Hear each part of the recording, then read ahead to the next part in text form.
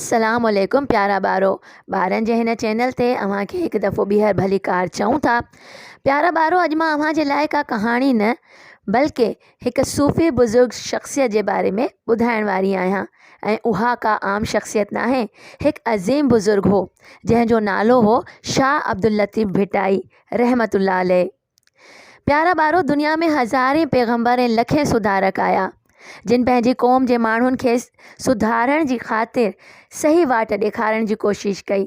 इन्हनि माण्हुनि खे ॿुधायो त जेकॾहिं उहे भला कमु कंदा त हमेशह ख़ुशि रहंदा ऐं बुरा कमु कंदा त तकलीफ़ ॾिसंदा। हज़रत शाह अब्दुल लतीफ़ भिटाई बि सिंध जो अहिड़ो हिकु सूफ़ी बुज़ुर्ग ऐं सुधारक शाइर थी गुज़रियो आहे। सिंध जा माण्हू खेसि शाइरनि जो सरताज बि सॾींदा आहिनि। शाह साहब खे शाह भिटाई ऐं भिटाई घोट बि सॾियो वेंदो आहे। शाह अब्दुल लतीफ़ भिटाई नंढपिण में ॾाढो नेक ऐं सुलझणो इंसानु हो। शाह साहब जॾहिं वॾो थियो त हिन खे केतिरनि ई सिंधी माण्हुनि जी ग़ुर्बत, बेइल्मी, बेवसी, बेहद फ़िक्रमंद कयो। माण्हुनि जी हालत बदिलाइण जे वीचार करण लाइ हू ॻोठ खां ॿाहिरि हिकु भिट ते वञी विहंदो हो। हू सिर्फ़ु सिंध जे माण्हुनि जे लाइ न पर सॼे आलम जे माण्हुनि जे लाइ, तमामु इंसाननि लाइ हू फ़िक्रमंद हो। जंहिंजे करे उन्हनि हिकु शेर बि चयो आहे, साईं सदाईं करी मथे सिंध सुकार, दोस्त मिठा दिलदार आलम सभु आबाद करी। इन शेर जो मतिलबु इहो ई आहे त उन्हनि छड़ो सिंध जे बारे में दुआ न कई आहे, उन सॼे आलम जे लाइ दुआ कई आहे। प्यारा ॿारो, जिते शाह भिटाई वञी करे विहंदो हो ऐं सोच वीचार कंदो हो, उन जाइ खे अॼु बि माण्हू भिट शाह जे नाले सां सॾनि था। शाह लतीफ़ तय कयो हो त सिंध जे माण्हुनि जी इहा हालत ज़रूरु बदिलाइजे। इन्हनि खे ख़राब रस्मनि खां परे करे सुठनि गुणनि ऐं इख़्लाक़नि जो ॾसु ॾिजे। इन्हनि में हिम्मत, बहादुरी, अञा वधीक भले जी ॻोल्हा ऐं सख़्तु पोरे जा जज़्बा उभारजनि। शाह लतीफ़ शाइरीअ ज़रिए इहो पैगाम पहुचाइणु शुरू कयो।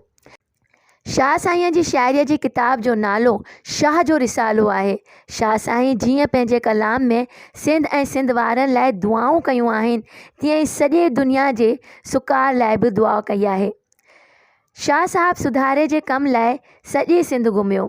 जिते बि खेसि का बुराई ऐं ख़राबीअ जी ॻाल्हि नज़र ईंदी हुई त हू उते तरसी ऐं पंहिंजे शाइरीअ ज़रिए माण्हुनि में चङाइनि क़बूल करण जो असरु पैदा कंदो हो। इन खां पोइ उहे माण्हू पाण ई इन्हनि ख़राबियुनि खां परे थी वेंदा हुआ। शाह साहब पंहिंजी शाइरी राग ज़रिए पेश कंदो हो। शाह जा फ़क़ीर इहा शाइरी तंबूरे ते ॻाईंदा हुआ। शाह साहब 63 वरियनि जी ॼमार में सन 1752 ईस्वी में वफ़ात कई। हर साल शाह साहब जी वफ़ात वारी तारीख़ यानी 14 सफ़र खां 16 सफ़र ताईं हिकु वॾो मेलो लॻंदो आहे। उते अदबी महफ़िलूं, शाह जो राग, मलाखड़ो ऐं सुघड़नि जूं कचेरियूं थींदियूं आहिनि। प्यारा ॿारो, शाह साहब जी ज़िंदगी मां असांखे जेको सबक़ु मिले थो उहो इहो आहे त शाह साहब पंहिंजी शाइरीअ ज़रिए माण्हुनि खे जाॻायो, उन्हनि खे भले ऐं बुरे जो फ़र्क़ु खोले सम्झायो। हाणे असां ते बि फ़र्ज़ु आहे त शाह लतीफ़ जे इन पैगाम ज़रिए माण्हुनि खे जाॻायूं, पाण बि इन्हनि चङाइनि ते अमल कयूं ऐं माण्हुनि खे चङाइनि जो ॾसु ॾियूं ऐं खेनि बुराइयुनि खां रोकियूं। प्यारा ॿारो, अॼु शाह अब्दुल लतीफ़ भिटाई जे बारे में असां ॼाणियोसीं। ॿिए दफ़े इंशाअल्लाह ॿिए कंहिं शख़्सियत सां हाज़िर थींदासीं।